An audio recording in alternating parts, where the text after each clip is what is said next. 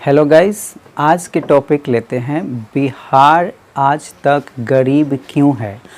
यानी कि आप देखे होंगे या सुने होंगे, पढ़े होंगे, यही बिहार प्राचीन समय में, मध्य समय में हरा भरा था और यही बिहार आज आधुनिक समय में क्या हो गया, बिल्कुल पंगु बन के रह गया है। गाइस, इसके लिए हम चलते हैं थोड़ा सा बिहार की पूरी स्थिति को जानने के लिए, ठीक है। इसके मैप पे पहला पॉइंट लेते हैं बिहार की बंटवारा। गाइस, हर पॉइंट आप देखिएगा, हर पॉइंट में एक अच्छा राज छुपा हुआ है। और बता दें कि मात्र मैंने 5 पॉइंट निकाला है बिहार की स्थिति बदतर होने का, ठीक है। पहला पॉइंट है बिहार की बंटवारा। तो चलते हैं उसके लिए बिहार की मैप पे थोड़ा जाने।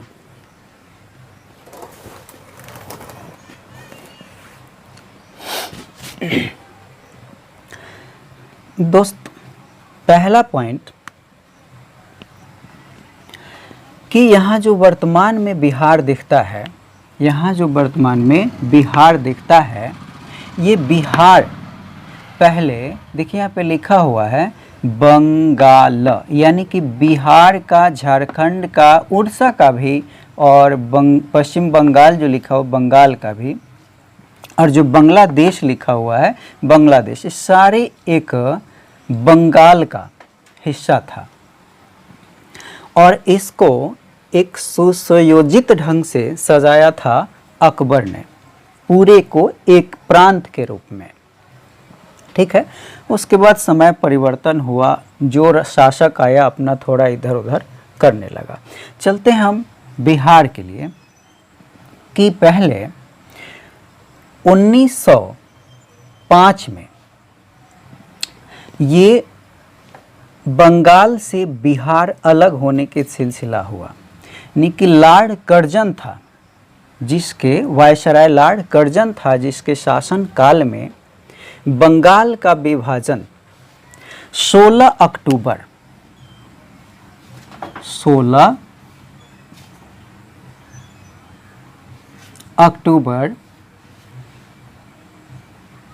1905 को प्रारंभ हुआ, यानी कि बंगाल का विभाजन हुआ। उसके बाद ये बंगालवासी भी और ये बिहार के वासी भी, यानी कि पूरे झारखंड, उड़ीसा जो भी था, तो उस समय जो बंटवारा हुआ, पश्चिमी बंगाल और जो बंगाल था बांग्लादेश वर्तमान में है, एक में था। बिहार, झारखंड और उड़ीसा एक में था। लेकिन भारत के पूरे भागों में और बंगाल के पूरे भागों में इसके विरुद्ध में क्रांति हुई, जिसके विवश होकर मतलब कि 1908 में बंग भंग आंदोलन भी हुआ इसी के कारण। और 1908 में यानी बंग भंग आंदोलन हुआ। उसके बाद 1911 में वायसराय लॉर्ड हार्डिंग के शासनकाल में फिर बंगाल और ये बिहार एक प्रांत के रूप में फिर हो गया। लेकिन जो आग सुलग जाता है वो तो फिर मानता नहीं। इसमें अंग्रेजों ने चाल चला कि फूट डालो और शासन करो, डिवाइड एंड रूल का नियम लगाया। तो इस आग को उन्हें और उस्का दिया, जो अंत में बंगाल जो विभाजन हुआ, बंगाल विभाजन यानी कि कब हुआ था, 1905 में हुआ था। फिर बंग भंग आंदोलन चला 1908 में। फिर बंगाल विभाजन हुआ 22 मार्च 1912 में हो गया। तो उस समय ये पश्चिम बंगाल और बांग्लादेश एक था और बिहार, झारखंड, उड़ीसा एक हो गया। फिर क्या हुआ कि मतलब कि अमीन लोगों का इतिहास है कि भारत आज़ादी पाया उसी दिन, उसी रात को फिर कुछ कारण से, कारण इतना डिटेली इस समय नहीं बता पाऊंगा, कि पश्चिमी बंगाल यानी बंगाल से पश्चिम बंगाल अलग हो गया 1947 में। 15 अगस्त 1947 में ये आज़ादी पाया। 15 अगस्त 1947 को, ठीक है, उसी समय भारत भी आज़ाद हुआ। ठीक, अब चलते हैं दोस्त कि बिहार के पास बचा क्या। बिहार के पास एक खनिज क्षेत्र बहुत पैमाने पे बचा। झारखंड था, उड़ीसा था, कोस्टल एरिया था, जो व्यापार करने के लिए समुद्र में मतलब ठीक था, साधन था। अंत में क्या हुआ कि बिहार से फिर उड़ीसा अलग हो गया 1 अप्रैल को 1936 को।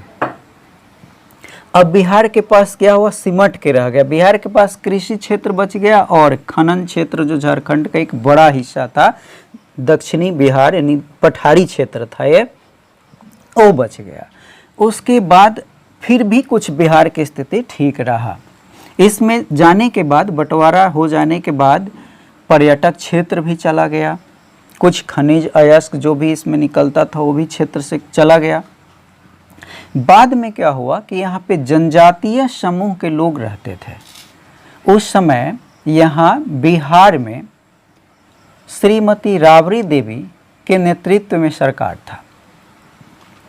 उस समय झारखंड के जनजातीय समूह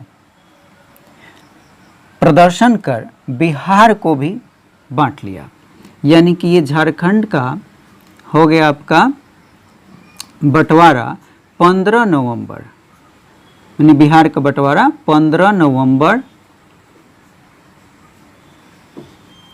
2000 ईस्वी में झारखंड भी एक अलग राज्य बन गया। अब बिहार के पास बचा क्या, बिहार तो बिल्कुल और पंगु हो गए ये, यानी खनिज क्षेत्र, यानी भारत के कुल खनिज क्षेत्र के जो प्रतिशत निकलता था खनिज उसका 40% हिस्सा ये झारखंड से प्राप्त होता था, वो तो चला गया। करीब करीब 3000 करोड़ प्रति वर्ष की आमदनी खनन क्षेत्र से होता था, वो अब बिहार के हाथ से चला गया। तो अब बिहार क्या हो गए, बिल्कुल पंगु, जिसको गरीबी का देखिए कगार नजदीक आते गया इनके। अब बिहार के पास जो उत्तरी बिहार बचा ये हो गया बाढ़ ग्रसित क्षेत्र, बाढ़ ग्रसित क्षेत्र, और ये हो गया आपका सूखा क्षेत्र, यानी कि थोड़ा सा पठारी का हिस्सा है। नदी भी आती है, तो दोस्तों देख लेते हैं कि नदी भी जब आती है तो इधर से उत्तर प्रदेश से या फिर बिहार के हिस्सा से भी बहते हुए ये आधे बिहार के ही करीब से गुजर जाती है बंगाल की खाड़ी। हिमालय के पूरे पानी भी आ जाने के कारण पूरे बाढ़ से ग्रसित इलाका हो जाता है। बता दें कि पूरे भारत में बाढ़ से ग्रसित क्षेत्र होता था, उसका 12% हिस्सा 12% हिस्सा बाढ़ से पूरे अकेले बिहार में ग्रसित हो जाता है। तो बताइए, बिहार तो अब कृषि लायक भी ठीक से नहीं बचा और इधर सूखा का सूखा रह जाता है। तो इस प्रकार बिहार की जो भौगोलिक स्थिति है, यानी कि राजनीतिक स्थिति से जब गुजरते हैं तो भौगोलिक स्थिति जब आता है वो भी इसको मार डालता है दोस्त। हेलो गाइस, तो अगला पॉइंट लेते हैं व्यापार, यानी कि व्यापार के लिए चाहिए उद्योग और उद्योग के लिए चाहिए पूंजी, और पूंजी आएगा कहाँ से बिहार में, यानी कि बिहार तो पहले ही खनिज से कंगाल हो गया। जो आमदनी होता था वो खनिज से वो ख़त्म हो गया। कृषि से कितना आएगा, और कृषि में बिहार के निवासी लगभग 90% लोग हैं कृषक। 90% बिहारी लोग कृषक में एम्प्लॉय है। अब बताइए कृषक के रूप में है, तो ये तो कहाँ से पूंजी किसान के पास आएगा, कहाँ से? खेती करने से नहीं। नगद फसल होता है गन्ना। गन्ना हुआ एक बड़ा सा उदाहरण हम लेते हैं, तो गन्ना तो यहाँ मारे जाता है। चीनी मिलों की भरमार है लेकिन चलने के लायक नहीं, चीनी मिल ठीक से है नहीं सुव्यवस्था में। और अगर उत्पादन कुछ कर भी लेता है तो देखिए बगल में क्या होता है, नेपाल एक गरीब राज्य है जो खुद का डूबा हुआ है, एक राज्य के बराबर है, मैं कहने के लिए देश है, खुद का डूबा हुआ है और मतलब मैं तो डूबा हूँ यार, तुम्हें भी पैर खींच दूंगा, यही इनकी स्थिति है।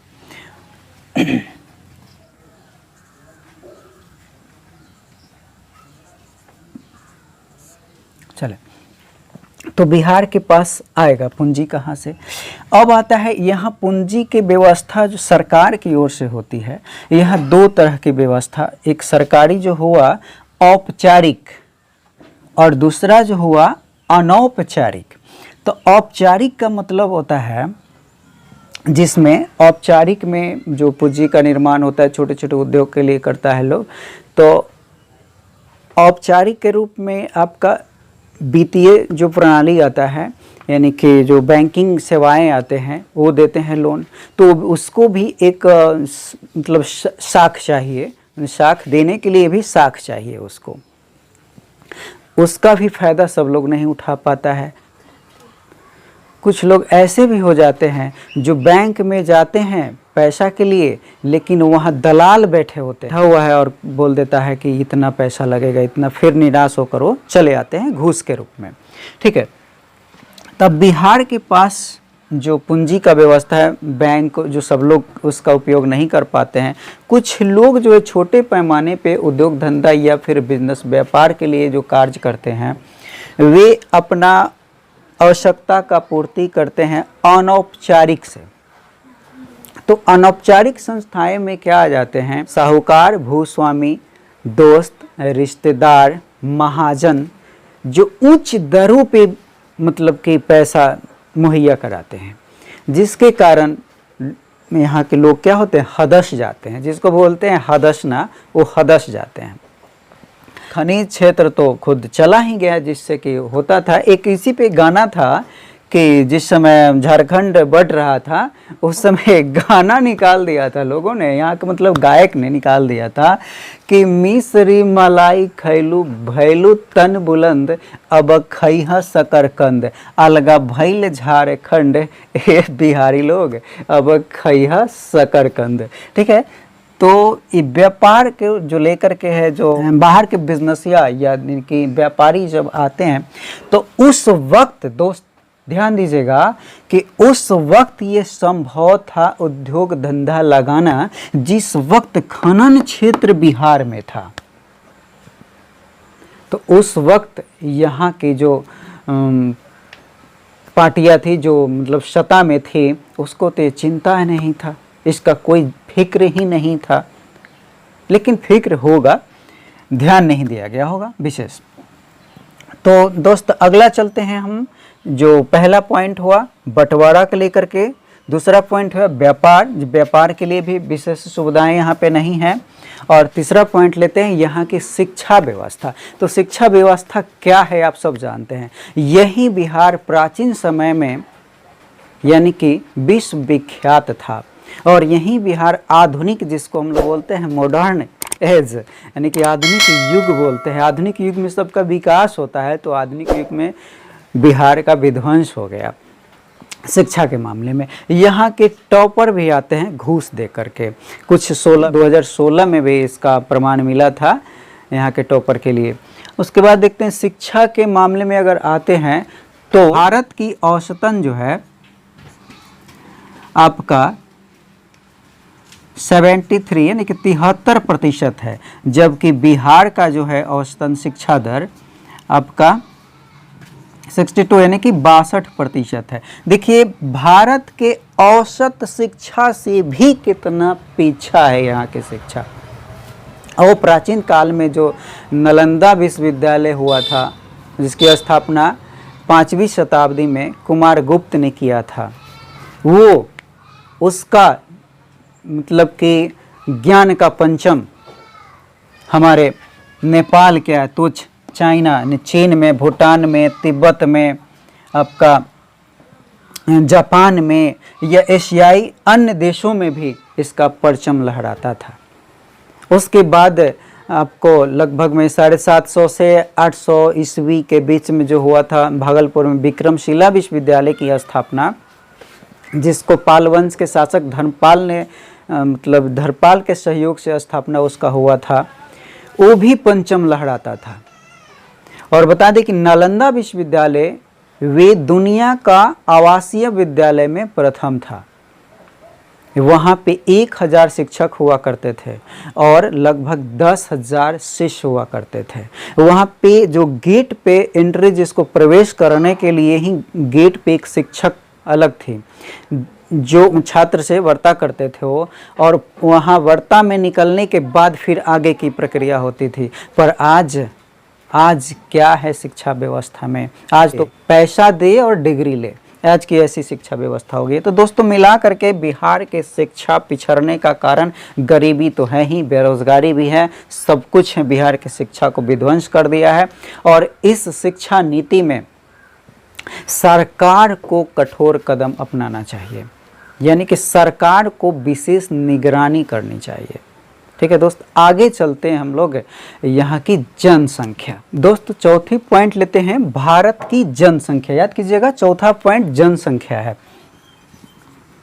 यानी कि 4 नंबर पॉइंट में है जनसंख्या। तो अगर भारत की जनसंख्या देखा जाए तो 137 करोड़ है, और बिहार की जनसंख्या देखा जाए तो 10 करोड़ है। जो बिहार जनसंख्या के दृष्टि से भारत में अपना स्थान तीसरा नंबर पे रखता है।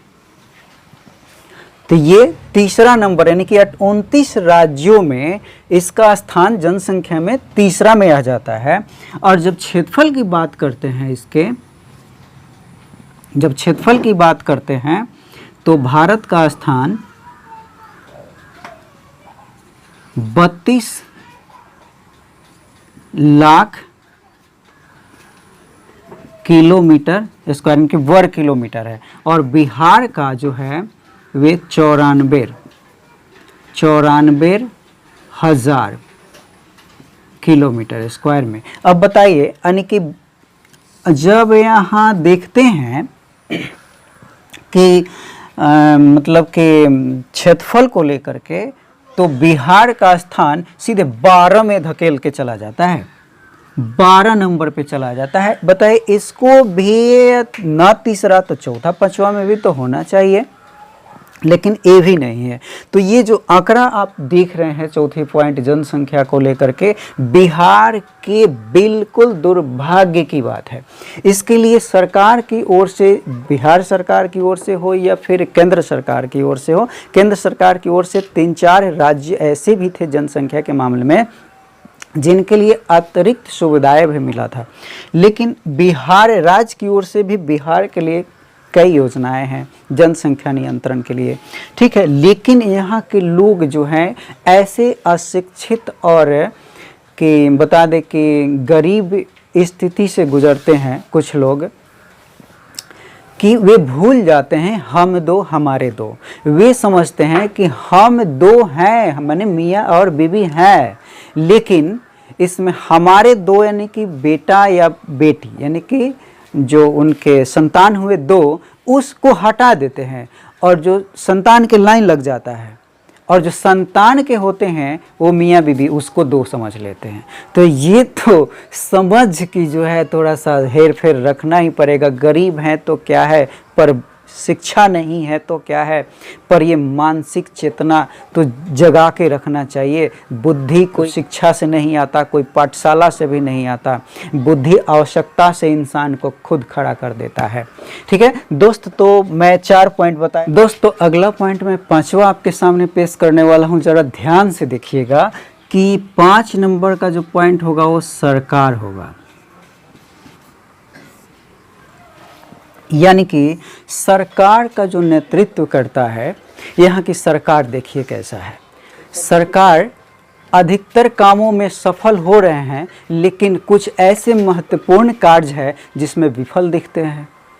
जैसे कि एक घोटाला बंदी तो कुछ कम हुआ, बिल्कुल हम इस बात को आप भी मानते होंगे, लेकिन कुछ बच्चों के भविष्य को भी बर्बाद होना पड़ता है शासन व्यवस्था में। अगर देखा जाए तो बड़े बड़े कंपटीशन को लेकर के 5-5 वर्ष लग जाते हैं एक मेंस के इंतज़ार करने में। हाल फिलहाल में देखे होंगे आप, अभी तक संभवतः मेंस क्लियर भी नहीं हुआ है। जब इलेक्शन आता है तो इलेक्शन की जो बुलंदी है वो कहीं हटना नहीं चाहिए, लेकिन जो बच्चों का यानी कि हम जैसे भाइयों का अगर सिलेक्शन की बात आता है, मेरिट लिस्ट की बात आती है, तो वहाँ सरकार विफल दिखने लगता है, टाइम पे टाइम मिलने लगता है। अब देखते हैं विफलता कि कुछ योजनाएं जो चलते हैं सरकार उसको ज़मीन पे नहीं उतार पाते हैं। वहाँ पे कुछ सरकार में माने कुछ शासन व्यवस्था में आपका अफसरशाही देखने को मिलता है, तो कुछ शासन व्यवस्था में क्रिमिनल शाही देखने को मिलता है। तो क्रिमिनल शाही व्यवस्था में आप टेबल के ऊपर से आपको ज़बरदस्ती लिया जाता है, और अफसरशाही में एक सिस्टम से सभ्य होकर एक नीति से टेबल के नीचे से लेते हुए आप देखे होंगे, यानी कि घूस। चलें भैया, तो आगे देखते हैं हम लोग अफसरशाही और जो क्रिमिनल शाही व्यवस्था था, इस सब की पर लगता है कि परंपरा बन गया है कि यहाँ की जातियों में फूट डालो और शासन करो। कि अंग्रेज था कि डिवाइड एंड रूल का जो नीति लगाया था तो देश को बांटता था, जाति को लेकर देश को बांटता था, और यहाँ के जो सरकार हैं वो जाति को लेकर के अपनी सत्ता को संभालने में लगी हुई है। कोई सरकार आता है, मतलब कोई शासन व्यवस्था के प्रतिनिधि आते हैं तो वे कहते हैं कि क्या कुर्ता के ऊपर गंजी पहन लो, यानी कि बड़का को कर दो नीचे और छोटका को कर दो ऊपर। भाई तुमसे जाति पूछने आया है, इस जाति की बंटवारा करने आया है कि अपना बहुमूल्य वोट देकर अपना विकास चाहता है। तो ये रहा कुछ शासन व्यवस्था में यहाँ ऐसे देखने को मिलता है कि बड़ा वाला माने बड़ा घराने की और छोटे घराने की लड़का लड़की में वैवाहिक कार्यक्रम चला दो, जिससे कि वे आपस में लड़ते रहें और मेरा कुर्सी संभल के लगे रहे, हमारे और ध्यान किसी का ना है कि हम क्या कर रहे हैं, और आपस में लड़कर केस करके चलो केस और कचहरी और दौड़ते।